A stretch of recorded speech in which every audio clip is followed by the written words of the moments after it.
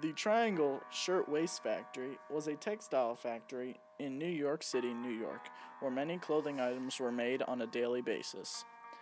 Who knew soon tragedy would strike, leaving many girls dead and jobless?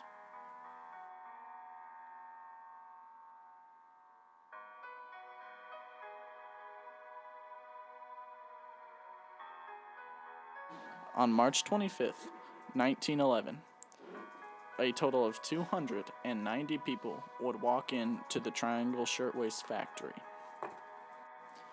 Little did they know, more than half of them, a total of 146 girls, would not leave that building. During this time, it was believed that the cause of the fire was a cigarette not fully put out was thrown into a trash can. Another cause of this accident was due to the poor working conditions inside the factory. The two owners, Max Blanc and Isaac Harris, locked the doors to prevent robberies because crime was rampant during that time. This tragic mistake would unknowingly cause the loss of 146 young and old women. Now, these owners, however, also had a reputation for setting their buildings on fire. This allowed them to collect the insurance money on the damaged property.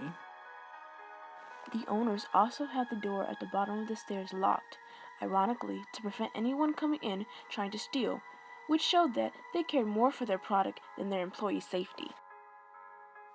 Because of this, they purposely decided to neglect both the minimal safety options that they had at the time, such as the sprinkler system, and the workers who worked for cheap at completely unreasonable hours. The effects of this fire also allowed a sprinkler system to be installed and created a fire commission. There was also a law created after the fire named the Sullivan-Hoey Fire Prevention Law.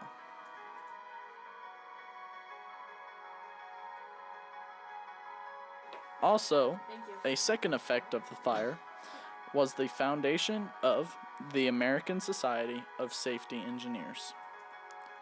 This society was founded in October 1911. It was dedicated to improve occupational safety, health, and environmental conditions as well as working conditions.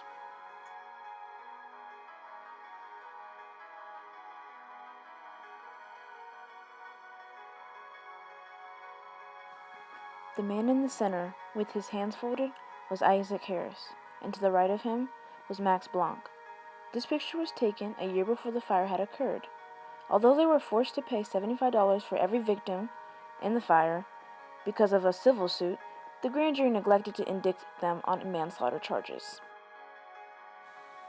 As you see here, their working conditions were dirty and disorganized. It was later thought that the scraps of cloth played a contributing factor in fueling the fire. This was the remains of the factory after the fire.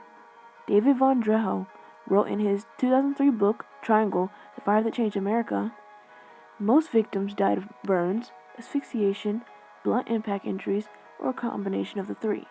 The first person to jump was a man, and another man was seen kissing a young woman at the window before they both jumped to their deaths. This tombstone is found at the Hebrew Free Burial Association's Mount Richmond Cemetery.